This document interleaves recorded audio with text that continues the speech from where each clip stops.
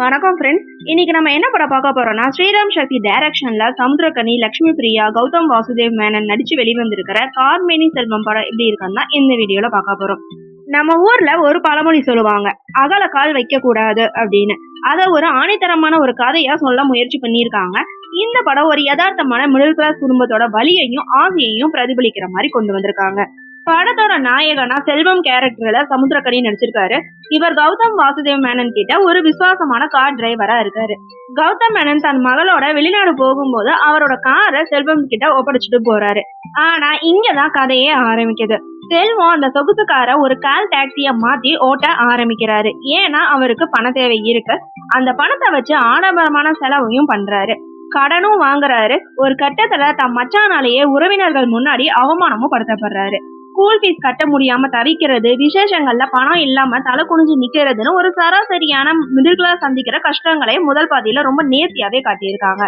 ரெண்டாம் பாதியில கதை சாஜாவுக்கு மாறுது. வேற வழி இல்லாம கடனை அடைக்கணும் அப்படின்னு செல்வம் வெளிநாட்டுக்கு போறாரு.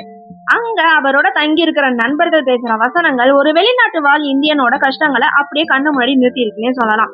ஆனா படத்தோட மைனஸ் என்னன்னா, கதை ஒரு மைய புள்ளியில போகாம அங்க செதற மாதிரி ஃபீல் ஆகுது. கௌதம் மேனன் திரும்பி வரும்போது செல்வம் செஞ்ச தப்பு அவருக்கு தெரிஞ்சுதா இல்லையாங்கிற எதிர்பார்ப்புல நம்ம இருக்கும்போது கதை வேற திசைக்கு திரும்புது.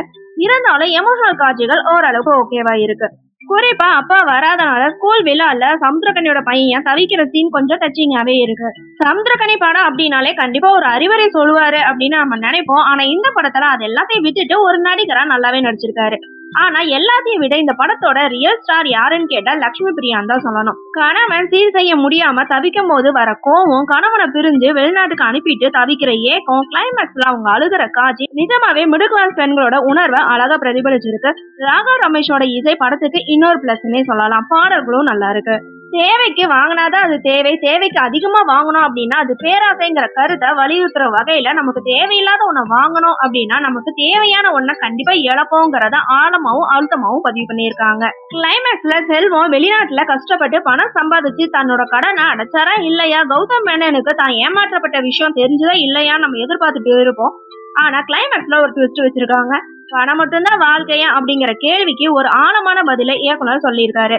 ஆடம்பரத்துக்காகவும் மத்தவங்க முன்னாடி கௌரவத்துக்காகவும் நம்ம வாங்குற கடன் எப்படி நம்ம நிம்மதியை திருடுது அப்படிங்கறத உணர்ச்சி பூர்வமா சொல்லி முடிச்சிருக்காங்க.